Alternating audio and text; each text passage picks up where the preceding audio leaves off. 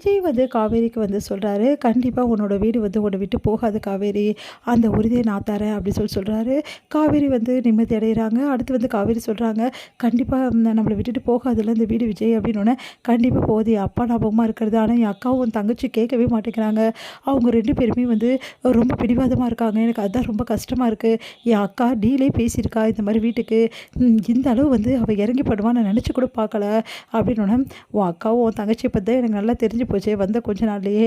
அவங்க 2 பேரும் நீ எல்லாம் உன்னெல்லாம் தூக்கி சாப்பிட்ருவாங்க காவேரி, அந்த அளவு அவங்க கேடிங்களா இருக்காங்க.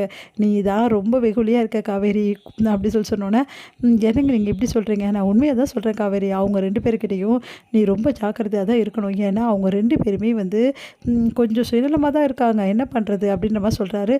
அவங்க அப்போ எப்போவுமே அப்படி தாங்க இருக்காங்க அப்படி சொல்லிட்டு கஷ்டப்படுறாங்க. ஆனால் எங்கள் அம்மா மனசு எவ்வளோ வேதனைப்படுதுமா. வேறு வழி இல்லாமல் தான் எங்கள் அம்மா இந்த விஷயத்துக்கு ஒத்துப்பாங்க.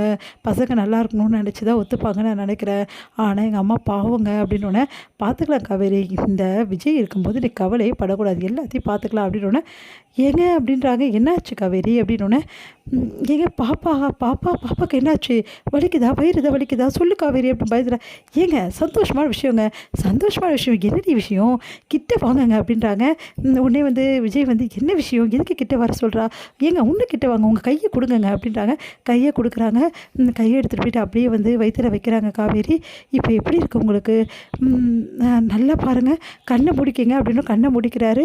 இப்போ சொல்லுங்கள் அப்படின்னோடனே அப்படியே பார்த்தா லைட்டாக கையில் காவேரி ஏதோ கையில் ஊர்ந்து போகிற மாதிரி, எங்கே குழந்தைங்க பார்ப்பாங்க அப்படின்றாங்க. சந்தோஷம் தாங்க முடியல விஜய்க்கு.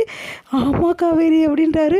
ஐயோ காவேரி எப்படி இருக்குது தெரியுமா அப்படின்னோடனே, மறுபடியும் காணுமே காவேரி, ஏங்க குழந்தை சைடில் நகருதுங்க, இப்போ மறுபடியும் வரும், நீங்கள் கவலைப்படாதீங்க அப்படின்னோடனே, அப்போ நான் கையை வச்சுட்டே இருப்பேன், எங்கள் கையை எடுங்கங்க, அதுக்கப்புறம் மறுபடியும் வரும்போது நான் சொல்கிறேன், அப்போ வந்து கையை விடுங்க.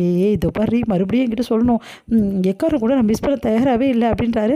சரிங்க, இதுக்கப்புறம் பாருங்களேன், குழந்தை நல்லா உலாவுன்னு சொல்லியிருக்காங்க பாட்டி, அதனால் குழந்தை எப்போல்லாம் வளைய வருதோ வயிற்றுல அப்போல்லாம் உங்களை கூப்பிட்றேன், அப்போ வந்து நீங்கள் கை வச்சு பாருங்கள் சரியா அப்படின்னு. சந்தோஷமாக இருக்கு காவேரி, இப்போ எனக்கு எல்லா பிரச்சனையும் தீர்ந்த மாதிரி இருக்குடி, எனக்கு சந்தோஷம் தாங்கவே முடியல, இதெல்லாம் எவ்வளோ பெரிய உணர்வு இல்லை, இதை கொடுத்த நீ கிரேட் காவேரி அப்படி தூக்க வராரு. ஏங்க குழந்தை இருக்க வயிற்று தூக்க வரீங்க அப்படின்னோடனே, நான் தூக்கக்கூடாதா உன்னை, தூக்கலாம் ஆனால் ஜாக்கிரதையாக தூக்கணும், அப்படியா அப்படி சொல்லி லைட்டாக தூக்குற, வேணாப்பா பயமாக இருக்குது அப்படின்றாங்க. சிரிக்கிறாரு விஜய். காவேரி இந்த சந்தோஷத்தை எல்லாருக்கிட்டையும் சொல்லலாம், இப்போ எங்கே சொல்கிறது, இருக்கிற பிரச்சனையில் என்ன நடக்குதுன்னு எனக்கே புரியல வீட்டில்.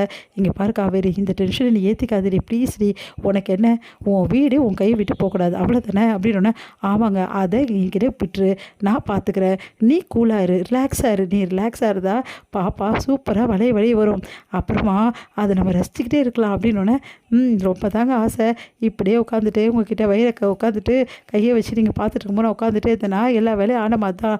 அங்கே அப்பளம் ஆர்டர் நிறைய இருக்குது, அதெல்லாம் போய் பார்க்கணும், நிறைய வேலை இருக்குது, ஏற்கனவே வீட்டில் ஒரு பெரிய இஷ்யூ ஓடிட்டுருக்குது, அதை வேற சமாளிக்கணும், இந்த டைமில் இதெல்லாம் தேவை. என்ன காவேரி இப்படி சொல்கிற, நம்ம என்ன தான் பிரச்சனைங்க வந்தாலும் நம்மளோட சந்தோஷத்தை விட்டு கொடுக்கக்கூடாது காவேரி, அது உனக்கு தெரியும்ல அப்படின்னோடனே, ஆமாங்க இந்த குட்டி குட்டி சந்தோஷத்தில் தான் நம்ம வாழ்ந்துட்டுருக்கோம், இந்த சந்தோஷத்தை விட்டு கொடுக்கக்கூடாதுல்ல அப்படின்றாங்க.